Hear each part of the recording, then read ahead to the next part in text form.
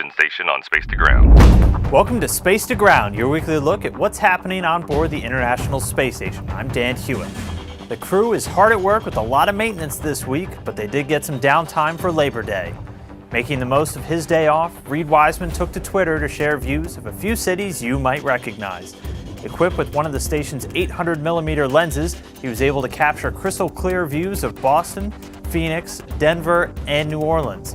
To follow Reed and maybe catch a glimpse of your hometown on planet Earth, check out @astro_Reed. A new experiment called Energy kicked off this week on board the station, and it's hoping to help fine-tune astronaut workout and nutrition plans. It can be difficult for astronauts to maintain a good energy balance while in microgravity for long periods of time, and if things get out of whack, it can affect every aspect of their health. Knowing just how much fuel these spacemen and women need to keep going will help ensure they stay healthy, while also letting us know how much food we need to send along, something that will be even more important as we look to one day travel to Mars. This week's Twitter question comes from Lucas, who asks, how can astronauts be quickly and safely evacuated from the ISS in case of an emergency? Can they simply jump?